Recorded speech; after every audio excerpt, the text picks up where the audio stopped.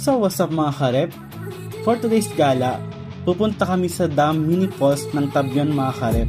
Actually, itong video na ito mga karep ay noong January pa. Busy kasi kaya ngayon lang makakapag-edit mga karep. First nature trip namin ito mga karep. Yung pupuntahan pala namin mga karep ay nakailang balik na ako pero ngayon ko palang gagawa ng vlog. Actually, ang una talagang plano namin ay Mahinabaan Falls kami sa Ginayangan, Quezon. Kaso ilang araw dito mga karep nagpaparaulan kaya hindi kami matuloy-tuloy. Kasi kung hindi nyo itatanong mga karep, last year pa namin plano yung magpahinabaan Falls pero hanggang ngayon plano pa din. So dito na lang pala kami sa Maymika na nagkita-kita mga karep. Bali ang kasama ko nga pala ngayong araw ay ang Joshua Garcia Donander Gallego, si Marco mga karep. Follow nyo mga karep yung page ni Marco kung gusto nyo daw matuto ng mga kabutihang asal, at si Kuya Sherwin Vlogs kung mga adventure naman ang gusto nyo mapanood. At syempre kung gusto nyo lagi na nasasaktan, i-follow nyo na ako mga karep. So fast forward na natin mga karep, bumiyahe na kami papuntang Tabion. Dumaan din pala kami ni Marco kanina sa palengke para bumili ng ihawing isda. Isang malaking bangos na lang mga karep ang bilhin namin at tatatlo lang naman kami. Tapos nagdadive pa daw kami. Nandito na kami sa spillway ng Kinalangan Masalaya mga karep. Kung makikita nyo po ay medyo mataas pa yung tubig. Gawa ng ilang araw na pag-ulan mga karep. Malapit na din nga pala dito magkatuloy mga karep. Wrong timing lang talaga yung pagpapagawa kasi maulan, kaya laging baha. Sana magtuloy-tuloy na talaga yung magandang panahon para matapos na yung tulay dito mga karep. Fast forward ulit natin mga karep. Nandito na kami sa Barangay Tabion. Nagpark na din kami ng motor namin at magsisimula na kami maglakad papunta sa Mini Falls mga karep. Pero may pero. Hindi namin inaasahan na ganito ang daan mga karep. Akala namin ay hindi na maputi kasi ilang araw na din ditong mainit mga karep. Matagal din pala matuy ang daan. Parang paghilom ng puso ko. Ayan na naman. Pero ginusto namin ito kaya Gina at nandito na din man kami.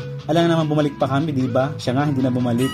May ilog din pala kami madadaanan dito mga karep. Medyo malakas na yung agos kaya nagdahan-dahan ako dyan kasi baka ma-out of balance ako tapos madala ulit ako sa maling tao. Tapos iiyak na naman ako ng walang tunog. Umay. Fast forward ulit mga karep at magsisimula na naman ako. Diyos ko, 2025 na. Move on pag may time. Move on from what? Nandito pa din kami at sinusuwang ang maputik na daan. Tamang sa gadli-gadli na lang kami dumadaan mga karep.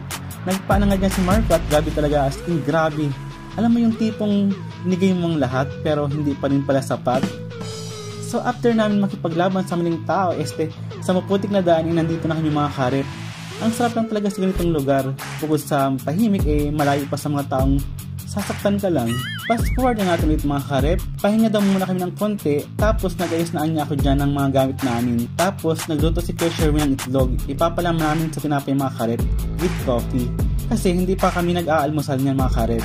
Tapos, ngayon lang namin naalala na hindi pala kami nakadala mga karep ng uling pang ihaw dun sa bangos na bilhin namin kanina. Actually, ngayon lang namin naisip mga karep yung uling kung kailan nandito na kami sa Mini Tabion Falls mga karep.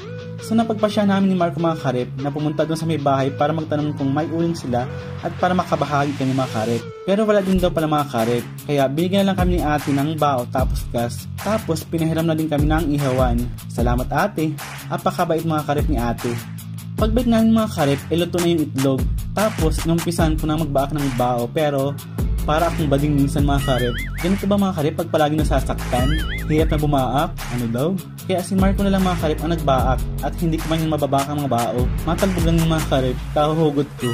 After mabaak ni Marco yung mga bao mga karep, inanguha siya dyan ng dahon na tuyo para ipangdikit. Sinawsaw niya mga karep sa gas. Pinapayarn tapos hinugasan na ni Marco yung bangos. At habang hinihintay na dumikit yung pinapadikit mga karep, inagiyak na din si Marco na mga gagamitin para sa sawa namin ng bangos. Tapos habang inihaw yung bangos mga karep, naghanap na sila Kuya Sherwin ng dahon ng saging. Magbubudol fight na lang daw kanya mga karep. At after how many years mga karep, okay na yung bangos kaya kakain na din kami. Kain tayo mga karep. So after namin kumain mga karep ng kauntian at nagdadive na kami, naligo na kami. Dito lang ako mga karep sa taas, nasasaktan. Tapos si Marco tatalon sana kaso natatakot at baka daw mababaw. After namin mga karep magpabebe sa Mini Falls, nagbata naman kami dito sa dam mga karep. Kasi minsan kailangan din natin sumaya kahit ang sakit-sakit na. Nakakamiss lang kasi mga karep yung panahon na sa paglalaro tayo nasasaktan, sa paglalaro tayo nasasugatan, hindi sa pag-ibig. Kala nyo seryoso na ano. After namin magbata dito sa dam mga karep, inag-ayos na din kami ng mga gamit at umuwi na din kami. At hindi ko na din pala alam mga karep kung paano tatapusin ang video na ito. Kaya ganito na lang, bigla na lang mawawala.